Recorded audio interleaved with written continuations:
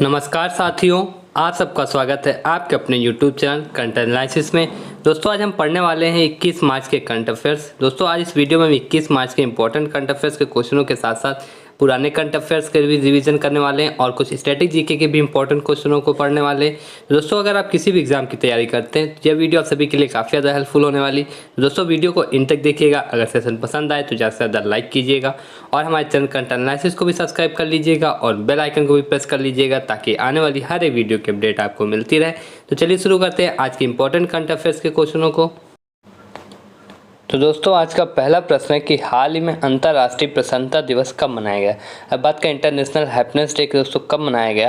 दोस्तों 20 मार्च को। याद रखिए ऑप्शन बी 20 मार्च को दोस्तों अंतर्राष्ट्रीय प्रसन्नता दिवस मनाया जाता है। इसमें इंपॉर्टेंट पॉइंटों की बात करें तो दोस्तों इंटरनेशनल डे ऑफ हैप्पीनेस हर साल कब मनाया जाता है, तो 20 मार्च को मनाया जाता है। याद रखिएगा। और दोस्तों इसकी मनाने की इंटरनेशनल डे ऑफ हैप्पीनेस की शुरुआत कब हुई, किसके द्वारा हुई, तो याद रखिएगा संयुक्त राष्ट्र ने दोस्तों 2013 में से इंटरनेशनल डे ऑफ हैप्पीनेस को मनाना शुरू किया था।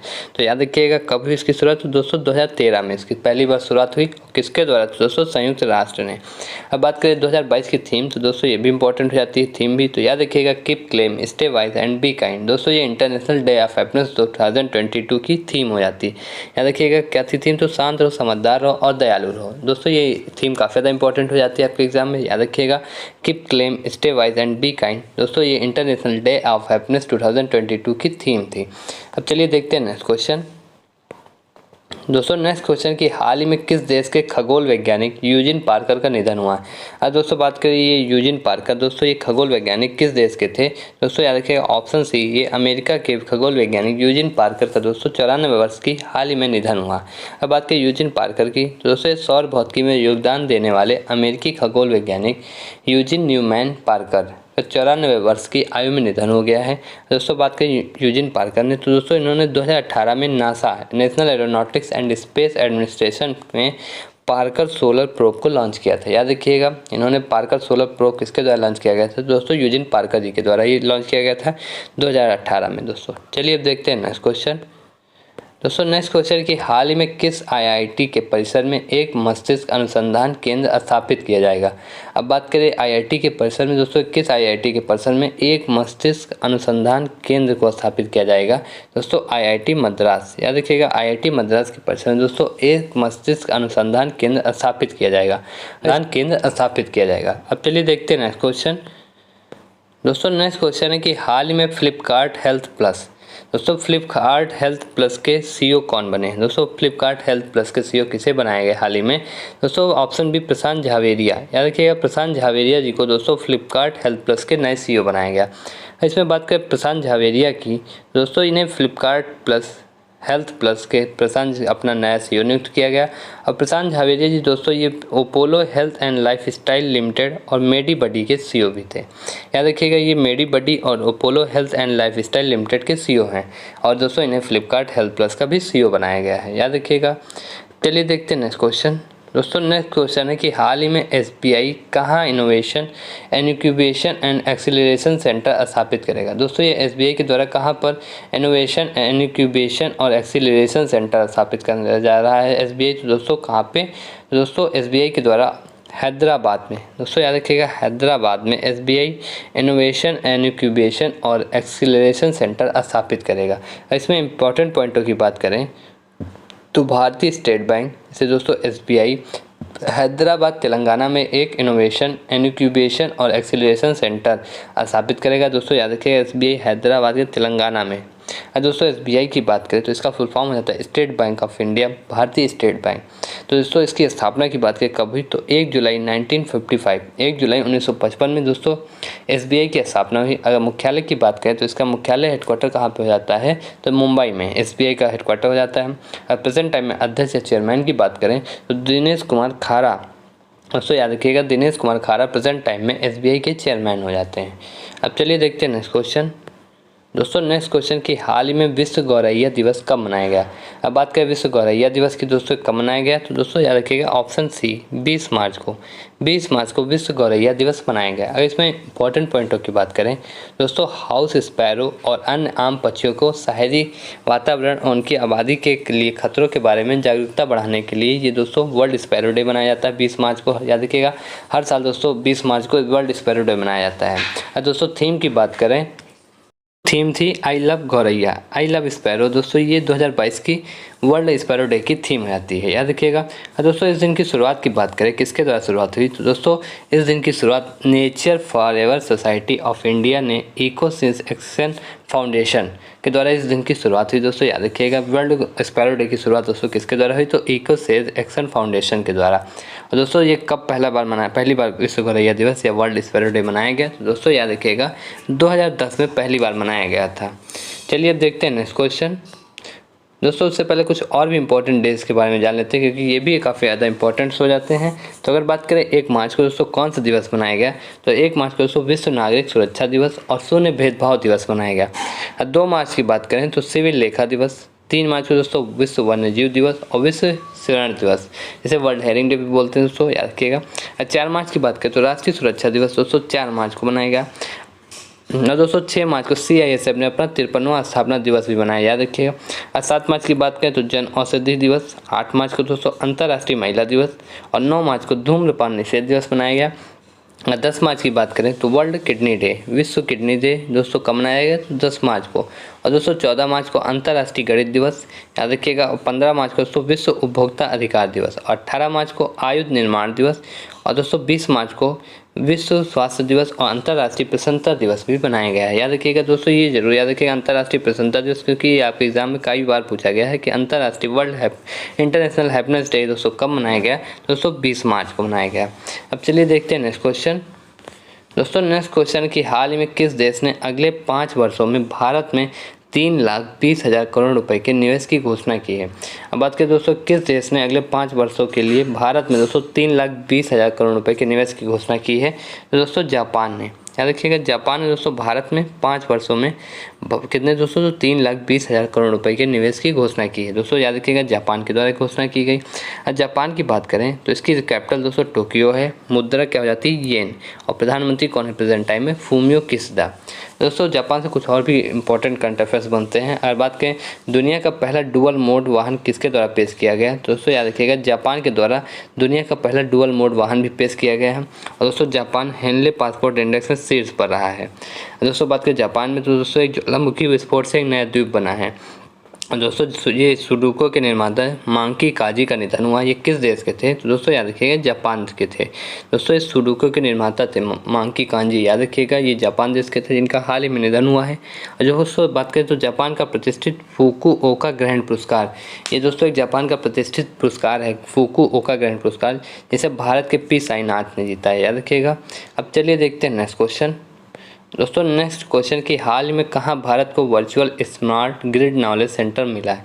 अब बात करें virtual smart grid knowledge centre की, दोस्तों भारत में कहाँ मिला है, तो दोस्तों हरियाणा के मानसेर में, याद रखिएगा हरियाणा के मानसेर में दोस्तों भारत को virtual smart grid knowledge centre मिला है। इसमें इंपॉर्टेंट पॉइंटों की बात करें दोस्तों केंद्रीय ऊर्जा मंत्री RK सिंह ने virtual smart grid knowledge centre और इनोवेशन पार्क का भी शुभारंभ किया। दोस्तों याद रखिएगा ये हरियाणा के मानसर में मिला है और इसका शुभारंभ किसके द्वारा किया गया है, तो केंद्रीय ऊर्जा मंत्री RK सिंह जी हो जाते हैं प्रेजेंट टाइम में। इनके द्वारा virtual smart grid knowledge centre जिसे SGKC शॉर्ट फॉर्म में दोस्तों इसका शुभारंभ किया गया है। अब चलिए देखते हैं नेक्स्ट क्वेश्चन।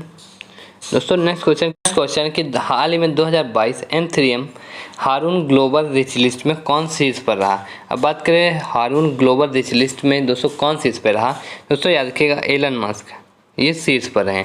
ये हारून ग्लोबल रिच लिस्ट में दोस्तों शीर्ष पर है एलन मस्क। और अगर दूसरे नंबर की बात करें तो वो भी इंपॉर्टेंट हो जाता है। दोस्तों दूसरे नंबर पर जेफ बेजोस, याद रखिएगा जेफ बेजोस दोस्तों दूसरे नंबर पर है। चलिए देखते हैं नेक्स्ट क्वेश्चन। दोस्तों नेक्स्ट क्वेश्चन कि हाल ही में CRPF का 83वां स्थापना दिवस कब मनाया गया। दोस्तों सेंट्रल रिजर्व पुलिस फोर्स का 83वां दोस्तों स्थापना दिवस कब मनाया गया है, तो बात करें कब मनाया गया है तो दोस्तों 19 मार्च को, याद रखिएगा 19 मार्च को CRPF ने दोस्तों अपना 83वां स्थापना दिवस मनाया है। दोस्तों CRPF की बात करें तो ये भी इंपॉर्टेंट हो जाता है कि इसकी इस्टेब्लिशमेंट कब हुई, तो याद रखिएगा 1939 में, याद रखिएगा 1939 में सीआरपीएफ की स्टैब्लिशमेंट हुई। और दोस्तों हेडक्वार्टर की बात करें तो इसका हेडक्वार्टर न्यू दिल्ली में हो जाता है। और दोस्तों कमेंट सेक्शन में बताइएगा प्रेजेंट टाइम में सीआरपीएफ के डायरेक्टर जनरल कौन हैं। दोस्तों कमेंट सेक्शन में जरूर कमेंट कीजिएगा। चलिए देखते हैं नेक्स्ट क्वेश्चन। दोस्तों हाल ही में किस देश के प्रधानमंत्री भारत की यात्रा पर आए हैं। अब बात करें किस देश के प्रधानमंत्री हो जाते हैं जो भारत की यात्रा पर आए हैं प्रेजेंट टाइम में। दोस्तों जापान के प्रधानमंत्री फूमियो किशिदा। याद रखिएगा जापान के प्रधानमंत्री फूमियो किशिदा तो इस टाइम दोस्तों ये भारत की यात्रा पर आए हैं। चलिए अब देखते हैं नेक्स्ट क्वेश्चन। दोस्तों नेक्स्ट क्वेश्चन की हाल ही में किसके द्वारा उड़ान नियंत्रण प्रणाली एकीकरण परिसर का उद्घाटन किया गया। अगर बात करें उड़ान नियंत्रण प्रणाली का एकीकरण परिसर के उद्घाटन की दोस्तों किसके द्वारा किया गया है तो रक्षा मंत्री राजनाथ सिंह जी के द्वारा उड़ान नियंत्रण प्रणाली एकीकरण परिसर का उद्घाटन किया गया।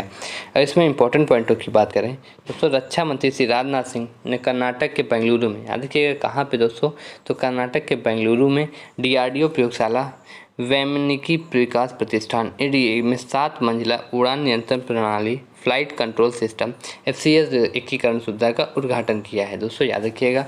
अब देखिएगा फ्लाइट कंट्रोल सिस्टम के किसके द्वारा उद्घाटन किया गया तो ये भी पॉइंट इंपॉर्टेंट हो जाता है। और दोस्तों कहाँ पे किया गया है तो कर्नाटक के बेंगलुरु में। और दोस्तों किसके द्वारा तो राजनाथ सिंह जो कि प्रेजेंट टाइम में रक्षा मंत्री हो जाते हैं। अब चलिए दोस्तों नेक्स्ट क्वेश्चन देखते हैं। नेक्स्ट क्वेश्चन की हाल ही में दिल्ली मेरठ कॉरिडोर के लिए भारत की पहली रैपिड रेल के डिब्बे किसके द्वारा पेश किए गए हैं। अब बात करें दोस्तों भारत की पहली रैपिड रेल के डिब्बे किसके द्वारा पेश किए गए जो कि दिल्ली मेरठ कॉरिडोर के लिए दोस्तों NCRTC के द्वारा। याद रखिएगा NCRTC के द्वारा दोस्तों दिल्ली मेरठ कॉरिडोर के लिए भारत की पहली रैपिड रेल के डिब्बे पेश किए गए हैं NCRTC के द्वारा। दोस्तों अगर इसमें इंपॉर्टेंट पॉइंटों की बात करें दोस्तों Delhi Meerut rapid rail corridor के लिए कोचों को राष्ट्रीय राजधानी क्षेत्रीय परिवहन निगम दोस्तों ये NCRTC का फुल फॉर्म हो जाता है national capital regional transport corporation के द्वारा लॉन्च किया गया। और दोस्तों ये पहले regional rapid transit system corridor के लिए सावली मैन्युफैक्चरिंग फैक्ट्री से कुल 210 कारों की डिलीवरी की जाएगी। याद रखिएगा कितने दोस्तों टोटल 210 कारों की डिलीवरी की जाएगी किसके द्वारा दोस्तों सावली मैन्युफैक्चरिंग फैक्ट्री से।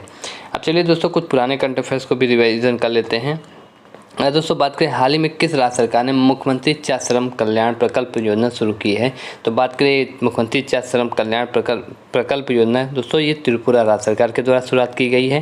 और इसमें इंपॉर्टेंट पॉइंटों की बात करें दोस्तों त्रिपुरा सरकार ने 4 श्रमिकों के लिए एक विशेष योजना की घोषणा की है जो कौन सी योजना हो जाती है मुख्यमंत्री चाश्रम कल्याण प्रकल्प योजना। दोस्तों इस योजना के तहत जो 4 श्रमिक हो जाते हैं उन्हें 85 करोड़ रुपये टोटल मतलब दोस्तों इसका कार्यान्वयन के लिए 85 करोड़ रुपये का आवंटन किया गया जिसमें दोस्तों त्रिपुरा के 7,000 चाय बागानी श्रमिकों को आवंटित किए जाएंगे। दोस्तों चलिए नेक्स्ट क्वेश्चन है कि हाल ही में किसने MSME आइडिया हैकथॉन 2022 की घोषणा की है। अगर बात करें MSME हैकथॉन आइडिया 2022 की ये दोस्तों नारायण राणे जी के द्वारा जो कि MSME मंत्री हो जाते हैं प्रेजेंट टाइम में। दोस्तों नेक्स्ट क्वेश्चन है कि हाल ही में मध्य प्रदेश के किस शहर में पहले ड्रोन स्कूल का उद्घाटन किया गया है। दोस्तों याद रखिएगा मध्य प्रदेश के ग्वालियर में ये पहला दोस्तों ये मध्य प्रदेश का शहर हो जाता है जहाँ पहले ड्रोन स्कूल का उद्घाटन किया गया है।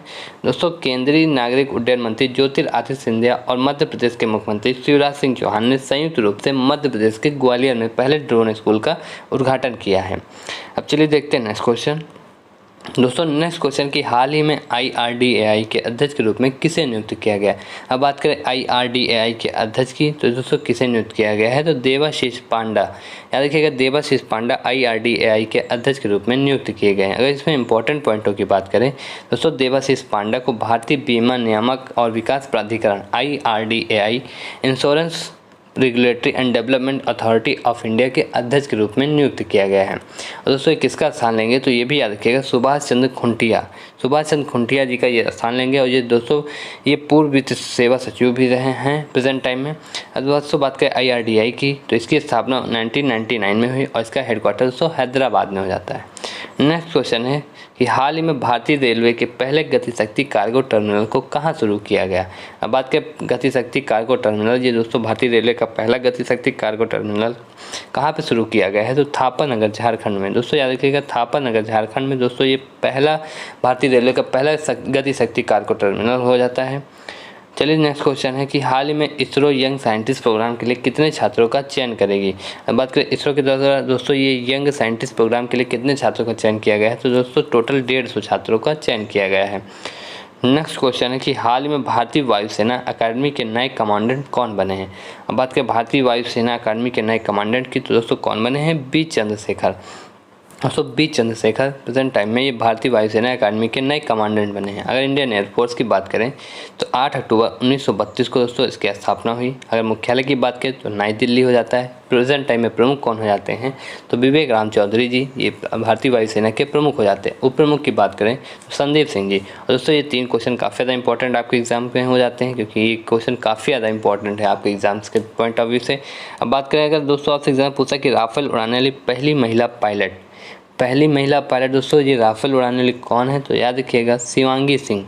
ये दोस्तों पहली महिला पायलट हो जाती है जो कि राफेल उड़ाने वाली पहली महिला हो जाती है। अगर दोस्तों बात करें भारतीय वायुसेना की पहली महिला फाइटर पायलट, तो दोस्तों ये भावना कंठ बनी है।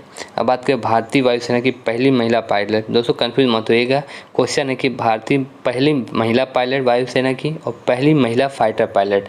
अब बात करें पहली महिला पायलट की तो हरिता कॉर्डवेल, दोस्तों ये वायुसेना की पहली महिला पायलट बनी है, याद रखिएगा। अब चलिए देखते हैं नेक्स्ट क्वेश्चन।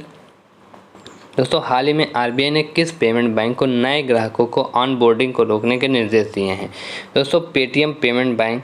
दोस्तों आरबीआई ने पेटीएम पेमेंट बैंक को ये नए ग्राहकों के ऑनबोर्डिंग को रोकने के निर्देश दिए हैं। अगर बात करें पेटीएम पेमेंट बैंक की, तो दोस्तों इसके अध्यक्ष प्रेजेंट टाइम में विजय शेखर शर्मा जी हो जाते हैं। और प्रेजेंट टाइम में एमडी और सीईओ कौन है? तो सतीश कुमार गुप्ता। और मुख्यालय इसका दोस्तों कहाँ हो जाता है? तो नोएडा उत्तर प्रदेश में दोस्तों पेटीएम पेमेंट बैंक का मुख्यालय हो जाता है। आरबीआई की बात करें तो इसका full form reserve bank of India. इसकी इस्टेब्लिशमेंट दोस्तों कब हुई? तो 1 अप्रैल 1935 को। याद रखिएगा ये आरबीआई की इस्टेब्लिशमेंट काफ़ी ज़्यादा इंपॉर्टेंट है, आपके एग्जाम में कई बार पूछी जा चुकी है स्टेट लेवल एग्जाम में। दोस्तों याद रखिएगा कब हुई? तो 1 अप्रैल 1935 को आरबीआई की स्थापना हुई। इसका हेडक्वार्टर मुंबई में हो जाता है। प्रेजेंट टाइम में गवर्नर कौन है? शक्तिकांत दास ये प्रेजेंट टाइम में आरबीआई के गवर्नर हो जाते हैं। दोस्तों कमेंट सेक्शन में बताइए किस नंबर के गवर्नर हो जाते हैं। तो दोस्तों ये थे आज के इंपॉर्टेंट करंट अफेयर्स के क्वेश्चन। दोस्तों कमेंट सेक्शन में बताइए वीडियो सभी को कैसी लगी। वीडियो पसंद आई तो ज़्यादा से ज़्यादा लाइक कीजिएगा और ज़्यादा से ज़्यादा लोगों को शेयर भी कीजिएगा। और हमारे चैनल कंटेंट एनालिसिस को अभी तक सब्सक्राइब नहीं किया तो चैनल को भी सब्सक्राइब कर लीजिएगा और बेल आइकन को भी प्रेस कर लीजिएगा, ताकि आने वाली हर एक वीडियो की अपडेट आपको मिलती रहे। तो चलिए मिलते हैं अगली वीडियो में, तब तक के लिए नमस्कार।